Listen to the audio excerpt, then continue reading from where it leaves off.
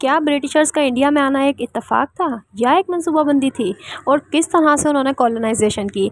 If you guys have these questions in your mind, so this video is for you guys. This is the topic of CSS, PCS and PMS. So stay connected with. Assalamualaikum, my CSS aspirants, my MPhil scholars, and my dear future stars. I hope you all are doing well, guys. So happy winters. और आज हम पढ़ेंगे Britishers किस तरह से India में आए, colonisation की, ईस्ट इंडिया कंपनी किस तरह से एक्सपेंड हुई, और फिर ब्रिटिशर्स ने किस तरह से इंडिया की इकोनॉमी को अपने कंट्रोल में लिया और फिर स्लोली एंड ग्रेजुअली लोगों को भी अपने कंट्रोल में लेते गए. 3, 2, 1. तो first of all we are looking and we are reading about Haji Shariatullah, यानी ये कौन थे और इनकी जो मूवमेंट है फराइजी मूवमेंट वो किस बारे में है. So let's start. He was a very devoted Muslims who wanted to serve Islam. He was worried about the situation of Muslims of subcontinent and wanted to bring a change in their condition. यानी ये एक बहुत इबादत गुजार मुसलमान थे जो कि इस्लाम की खिदमत करना चाहते थे. जब सब कॉन्टिनेंट में, इंडिया में, हिंदुस्तान में इन्होंने मुसलमानों की हालत देखी तो इन्हें दुख हुआ और ये उस मुसलमानों की हालत को तब्दील करने के लिए कोशिश करने लगे. After some time he came up with the conclusion that Muslims have stop observing the obligatory prayers like namaz, roza, ज़कात, ETC.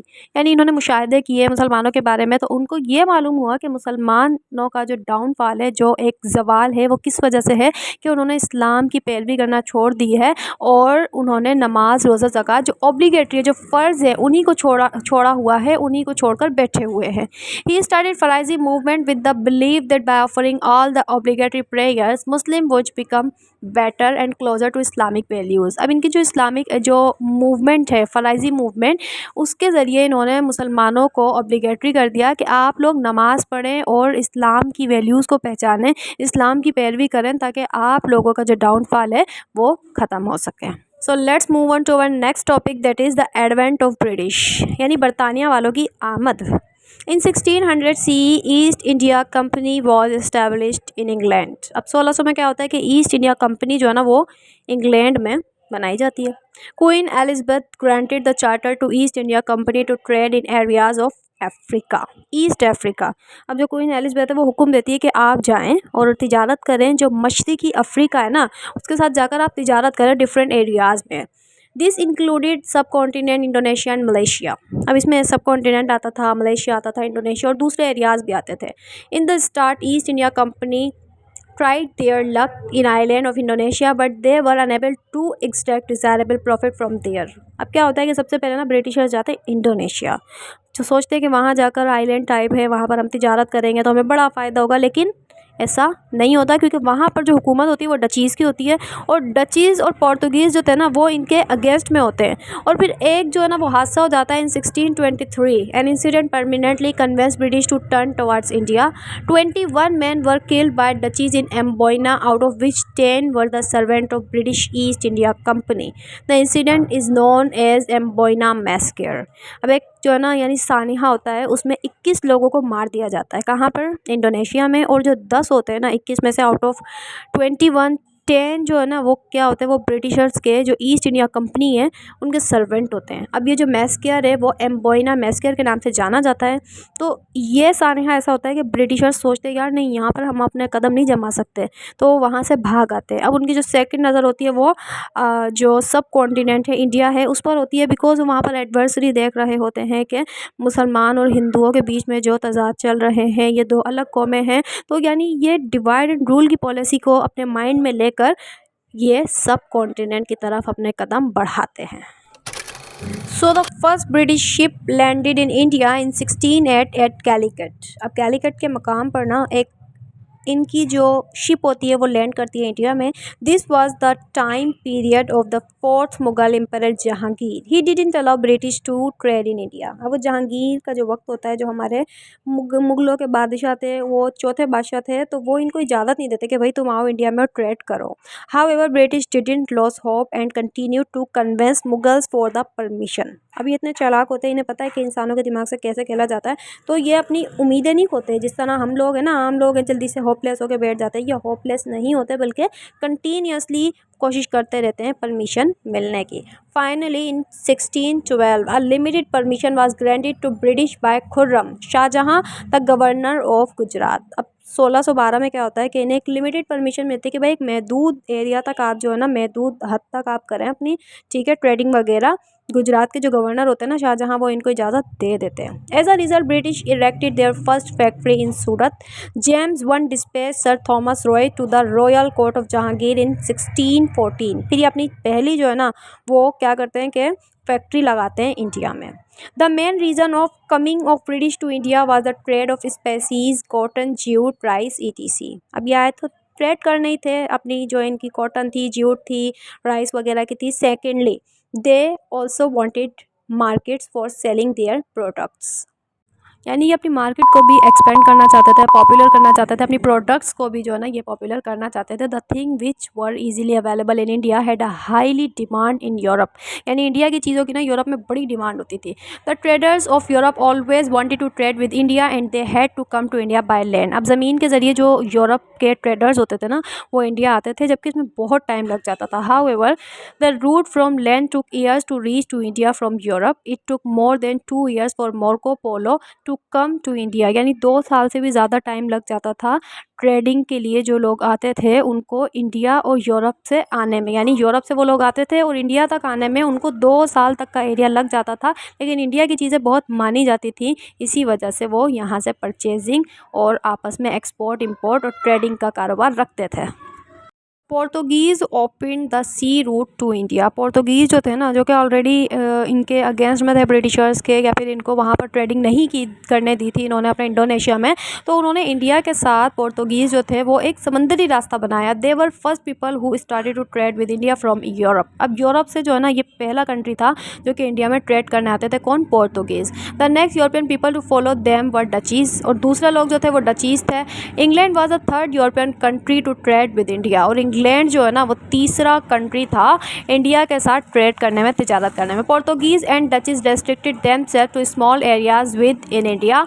On the other hand British tried their luck all over India and it paid off. अब Britishers ने अपने luck को ना आजमाना शुरू कर दिया, वो दबा के वहाँ पे सेल कर रहे हैं, ट्रेडिंग कर रहे हैं, अपनी कंपनी को एक्सपेंड करना शुरू कर दिया, और इन सब चीज़ों ने वाकई उन्हें फ़ायदा देना स्टार्ट कर दिया, यानी उन्हें बेनिफिट होने लगा।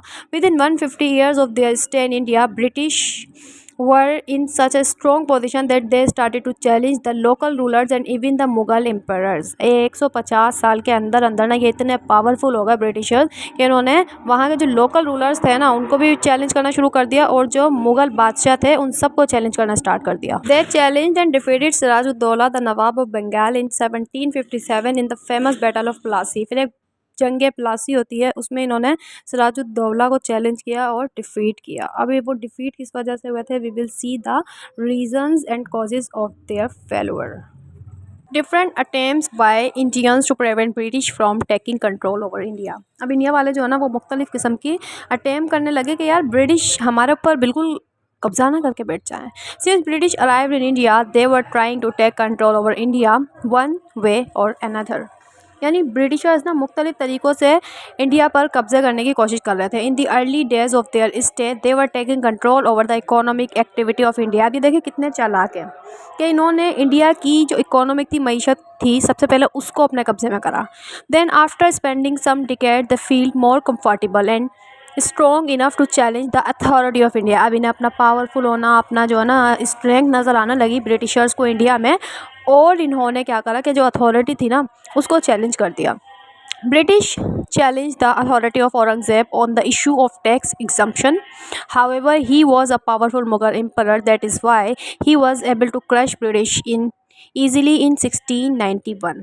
अब जो उस टाइम बादशाह थे वो औरंगज़ेब थे, वो एक पावरफुल इंसान थे, तो उन्होंने इनको क्रश कर दिया ब्रिटिशर्स को। 1691 में इन्हें डिफीट हुई।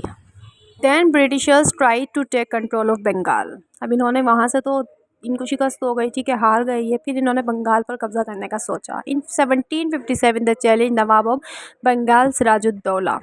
सिराजुद्दौला जो बंगाल के नवाब थे ना, उनको इन्होंने चैलेंज कर दिया। The dispute was over the fortification of one factory of British, although the nawab was able to defeat British in early battles. अब क्या हुआ कि शुरू में जब जंग शुरू हुई तो वो नवाब जो थे ना वो इनको शिकस्त दे रहे थे, but he was finally defeated in a famous battle of Plassey. फिर जंग प्लासी जो कि एक मशहूर जंग है उसमें इनको डिफीट हो गई। His minister Mir Jafar betrayed him in the battle and made the British victory possible. अब क्यों हुई जंग में जो नाकामी हुई सिराजुद्दौला को, वो इस वजह से कि इनका जो एक मिनिस्टर था मीर जाफ़र, उसने उन्हें धोखा दिया सिराजुद्दौला को, और इस वजह से ब्रिटिशर्स को विक्ट्री हुई और सिराजुद्दौला को शिकस्त हो गई। In 1764 the Nawab of Bengal Mir Kasim, Nawab of Oudh Shujauddaula and Mughal emperor Shah Alam II fought with British at the battle of Buxar. फिर जंग बुक्सार होती है। British defeated the alliance of these 3 rulers and took control of more land in subcontinent. लेकिन यहाँ पर भी Britishers powerful बन जाते हैं और डिफीट कर देते हैं इन तीनों रूलर्स को। Then Ali Haidar and Tipu Sultan were challenge the British in their territory. अब क्या होता है, ये ब्रिटिश जो है ना चालाक हो रहे हैं, वो स्ट्रॉन्ग हो गए हैं, तो ये क्या कर रहे हैं, चैलेंज किए जा रहे हैं। फिर इन्होंने टीपू सुल्तान को और अली हैदर को चैलेंज कर दिया उनकी टेरिटरी में जाकर। मैसूर जो उनकी टेरिटरी थी। Haidar was able to defeat British and sign a treaty in which British agreed not to disturb him again. अब जो अली हैदर थे ना वो इनको डिफीट करते हैं ब्रिटिश वालों को और इनसे एक ट्रीटी साइन करवाते हैं कि भाई मुझे अगेन तंग मत करना। His son Tipu was again challenge by British, however he was not able to overpower British despite early victories. यानी इनके जो बेटे थे अली हैदर के टीपू, उनको जो है इन्होंने चैलेंज किया। ब्रिटिशर्स चैलेंज करते रहते थे। शुरू में तो जो है ना वो विक्ट्री हुई, लेकिन बाद में वो इन पर ब्रिटिशर्स पर ओवर पावर नहीं कर सके। After that British also took over Sindh in 1843। इन्होंने जो ना सिंध पे कब्जा कर लिया 1843 में। The conquest of Sindh was a result of frustration of British defeat in Afghanistan. और जो सिंध की फतह इसलिए हुई कि इन्हें अफगानिस्तान में ना ताज़ा शिकस्त हुई थी, तो इसी वजह से ये जोश और जज्बे में थे और इन्होंने सिंध फतह कर लिया। They had been trying to capture Afghanistan and successive British failure diverted their attention towards Sindh. In Punjab Ranjit Singh also didn't accept the supremacy of British. फिर ये पंजाब की तरफ भागे तो वहाँ पर रंजीत सिंह होते थे, उन्होंने इनकी सुपरमेसी बर्दाश्त की नहीं। British tried to take control over Punjab, but Ranjit defended it well. It was after his death that British annexed Punjab in 1849. जब तक रंजीत जिंदा रहे ना तो ये पंजाब को कब्जे में नहीं ले सके। हाँ, उनकी डेथ के बाद 1849 में इन्होंने पंजाब को अपने कब्जे में ले लिया। The last attempt by Indians to prevent British from taking control over India was the war of independence 1857। यानी जो एक आखिरी अटेम्प्ट थी ना वो जंगे आज़ादी जो हमें 1857 में हुई है। This was the biggest struggle against British in India. It was supported by many Indians from different parts. अब इस जंग में बहुत सारे लोगों ने हिस्सा लिया था डिफरेंट एरियाज से। In short all efforts by Indians to resist against British control failed. The main reason behind this failure was that Indians were not united at any time and had their own personal interest। अब जो India वालों को इतनी शिकस्त हुई ना वो इसी वजह से कि ये लोग यूनाइटेड नहीं थे, मुत्तहिद नहीं होते थे और इनके पर्सनल इंटरेस्ट जो थे ना वो आगे रखते थे ये लोग। इसी वजह से इन्हें शिकस्त के बाद शिकस्त होती गई और ब्रिटिशर्स जो है वहाँ पर कब्ज़ा करके बैठे रहे। Thank you so much guys, stay connected. अल्लाह हाफिज़।